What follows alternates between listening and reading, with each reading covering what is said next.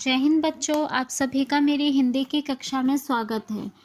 हम पाठ 7 कर चुके हैं, गर्म जामुन। आज हम पाठ 7 के प्रश्न उत्तर करेंगे। ठीक है, प्रश्न उत्तर और बाकी किताब के हम प्रश्न उत्तर और बाकी चीज़ें, खाली स्थान आदि करेंगे। ठीक है बच्चों, तो शुरू करते हैं। क्या है पहला प्रश्न? निम्नलिखित प्रश्नों के उत्तर दीजिए। यही होता है पहला।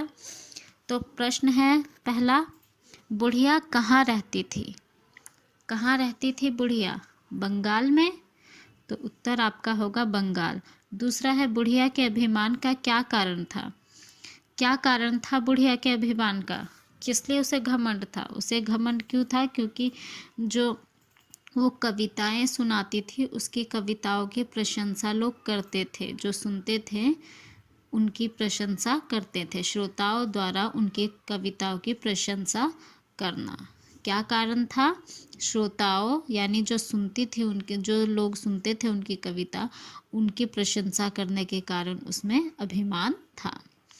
तीसरा है, बुढ़िया ने मार्ग में क्या लटके देखे? क्या देखे? जामुन, है ना, जामुन लटके देखा उसने। फोर्थ है, बुढ़िया ने लड़के से कैसे जामुन खिलाने के लिए कहे? कैसे जामुन खिलाने के लिए कहे थे? गर्म जामुन। उत्तर होगा गर्म जामुन। लड़के की हंसी का क्या कारण था? क्या कारण था बच्चों लड़के की हंसी का? क्यों हंसा था? क्यों हंस रहा था? क्यों? पता है ना आपको क्यों हंसा था? क्योंकि बुढ़िया उन जामुन को फूंक मार मार के खा रही थी, है ना। तो इसलिए वो हंस पड़ा कि क्या ये जामुन गर्म है जो तुम फूंक मार मार के खा रही हो, है ना। यही कारण था बुढ़िया के जामुन को फूंक मार कर खाने के कारण लड़का हंस पड़ा। अब यह प्रश्न उत्तर हो गया। अब खाली स्थान पे चलते हैं, है ना। खाली स्थान में क्या है आपका? तो खाली स्थान क्या है? नीचे दिए गए शब्दों की सहायता से वाक्य पूरे करिए। यहाँ पे आपको ये ब्रैकेट में कुछ ये 4 शब्द दिए हुए हैं और आपको 4 ये खाली स्थान दिए हुए हैं। इनमें इनको आपको भरना है, इनके द्वारा पूरा करना है। तो पहला क्या है आपका? क में क्या बोला है? बंगाल में डैश में एक विदुषी बुढ़िया सुंदर कविताएं, क्या है, कविताएं लिखा करती थी। कहाँ रहती थी वो बुढ़िया? कहाँ पे कविता लिखती थी? बंगाल में। यहाँ क में क्या आएगा? बंगाल। ख है, मार्ग में अनेक डैश के पेड़ थे। किसके पेड़ थे बच्चों? जामुन के। ग है, लड़के ने एक डैश को जोर से हिलाया। किसको जोर से हिलाया लड़के ने? डाल को, जामुन के डाल को हिलाया था ना उसने, तो यहाँ पे आएगा डाल। घ है, बुढ़िया को अपनी भूल का डैश हुआ। क्या हुआ? भूल का एहसास हुआ।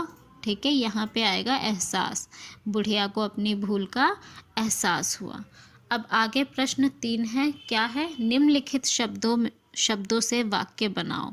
यहाँ पे आपको कुछ शब्द दिए हुए हैं, घमंडी, कविताएं, मार्ग, धरती, भूल। इनसे आपको वाक्य बनाने हैं। वाक्य बनाने वाले जो ये प्रश्न है ये हर पाठ में आते हैं लगभग। तो ये पहला देखिए, घमंडी। घमंडी से आप क्या वाक्य बनाएंगे? आप कुछ भी बना सकते हैं। यहाँ वाक्य बनाया है, बंगाल में एक घमंडी बुढ़िया रहती थी। कैसी बुढ़िया रहती थी? घमंडी। बन गया घमंडी से वाक्य। अगला है कविताएं। कविताएं से क्या बना सकते हैं? कुछ भी। मेरी माँ सुंदर कविताएं लिखती है। अगला है मार्ग। मार्ग से शब्द क्या बनाए? वाक्य क्या बनाएंगे? मार्ग में बहुत सुंदर पेड़ लगे हैं। अगला है धरती। धरती का क्या बनेगा वाक्य? हमें अपनी धरती माँ से प्रेम करना चाहिए। अगला है भूल। भूल का क्या होगा? हमें सदा अपनी भूल को स्वीकार कर सुधार करना चाहिए। ठीक है, या स्वीकार करना चाहिए या स्वीकार करने के बाद उसमें सुधार करना चाहिए।